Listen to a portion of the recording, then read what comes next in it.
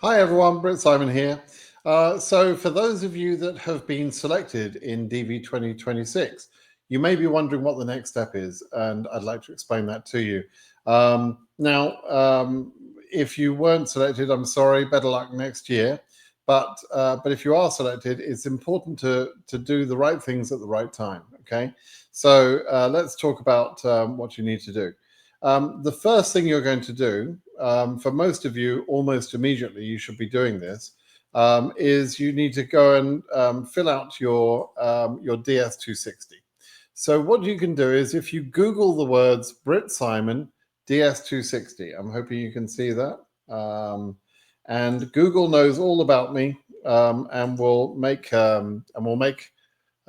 your life easier by taking you straight to my webpage, right? So Google the words BritSimon DS260. And there you will see a link to an article completing the DS260 for DV lottery entrance, right? Now, the DS260 is used for other types of applications on immigrant visas. But so I've compiled this information specifically for diversity visa applicants. So, by all means, have a look at that. Right. So, read that note. That could happen again this year, and you may want to go to that link if you're getting a message that the case number doesn't match the case number.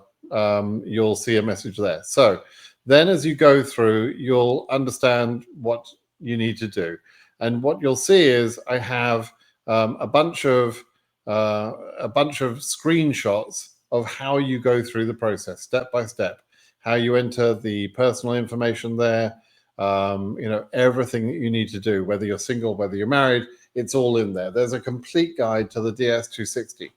So what I suggest you do is open your computer, preferably have two screens, and go through my instructions section by section as you go through the DS260.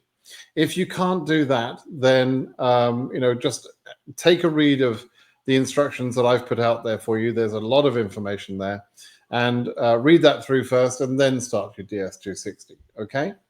Now, quick couple of tips about the DS260. It's really important you get the information right. Number one, above all, tell the truth in this form. This is an official form. You're making an application for immigrant status to the US government. You must not lie or tell untruths in any manner in that form, okay?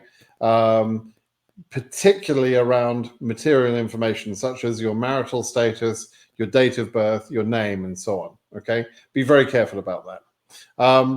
And then just systematically go through all of the questions. Where you see questions that ask you for address history, you may be asked, for example, for your current address, and then you'll see address history. You need to go backwards in time. So you'll start off with the current address, but then you go backwards to the most recent address before that, and then the most recent address before that one, and so on. And you go backwards in time. You're not expected to get everything absolutely perfect, but put a good effort into remembering all of your previous addresses, all of your previous full-time jobs, not part-time jobs, not things like volunteering or anything like that, but your full-time jobs. Okay, put your full education history back to the age of about 11 or 12. The question actually asks about secondary schooling, which typically most countries start that around about the age of 11 or 12. Okay, so you want to go back and do all of that. And you also want to add your social media information as well, because again, they're fully aware that people have social media. So you need to be honest and transparent about all of the information you provide, including social media.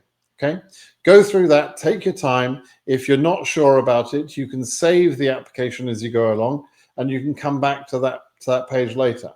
Okay, take your time in this, be careful what you're doing. Now, in terms of the timing of your DS260 submission, for a lot of you, you'll want to fill that up over the next few days, right? So today is May 3rd, but if you can get the DS260 submitted within a week or two, that is still very early.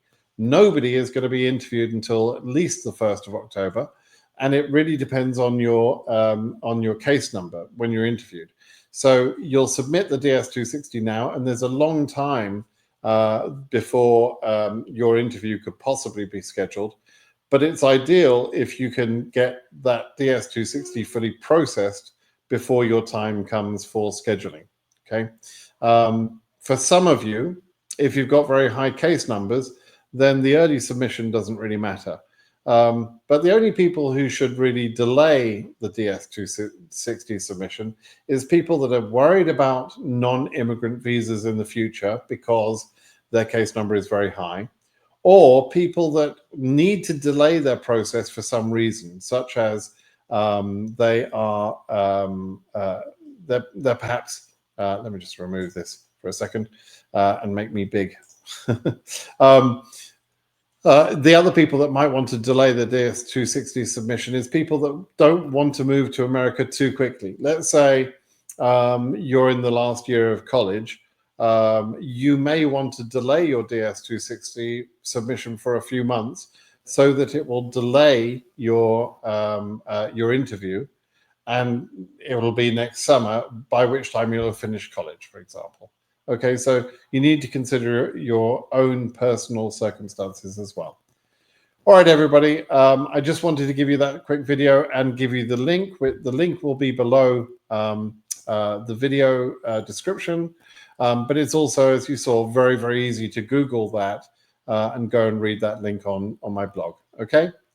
Good luck with filling out your DS260, and congratulations once again for being a selectee. It really is an incredible opportunity, so congratulations to you. All right, bye-bye now.